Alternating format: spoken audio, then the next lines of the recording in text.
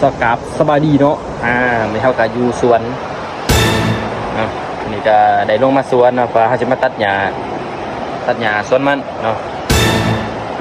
ทุกคนคิด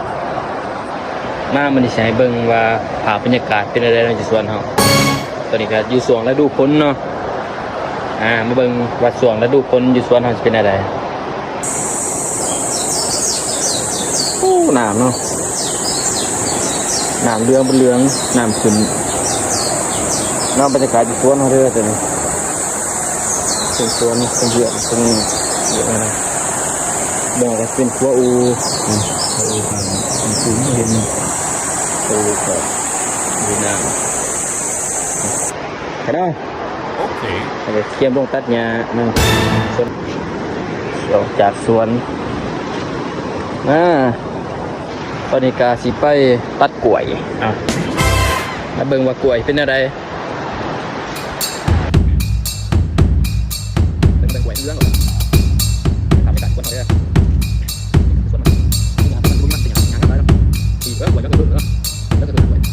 เป็นมากทีนึงเบิ่งเห็นบ่กล้วยอยู่ใส่เห็นบ่นี่กล้วยทีนึงเกิดถึงแล้วถึงเกิดที่สองอย่างนี้เกิดที่สองโอ้เหลืองเนาะเหลืองบ่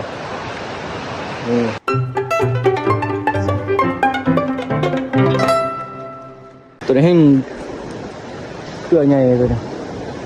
ไปตัดลงมาขัดหน่อยเลยไอ้เครือทั้งอิฐเนาะเป็นเครือทั้งอิฐตัดลงมาโอ้เหลืองเขียวเหลืองนะบัดนี้เราก็สิมาตัดเครือที่สองเนาะ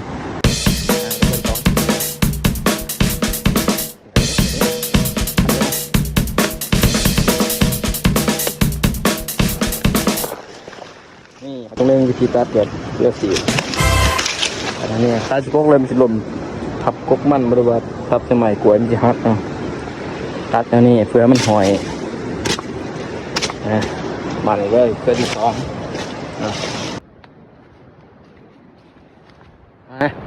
มาเบิ่งกล้วยกับนาคนเนาะคือกันเลยกล้วยนาคนมาเบิ่งหักกล้วยเนาะมันนี่ต้องกินเลยจับเรื่องต้องเลยโอ้เรื่องขับเรื่องงามดี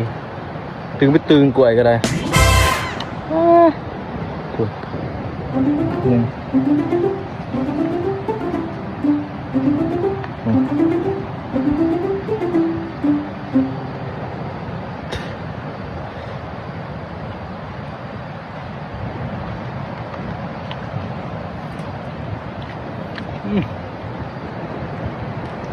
บนร้านสมๆนั่นหนึ่งแสบดีกว่าธรรมศาสตร์ตัดออกจากกกไหม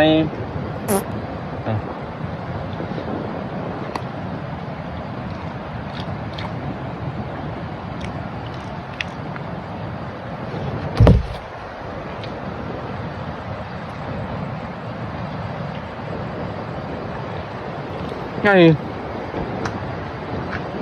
กี่ละบ่าวก็ง่ายเลยnó giờ phải im rồi phải im rồi giờ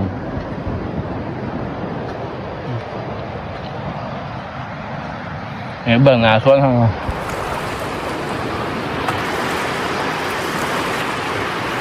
đây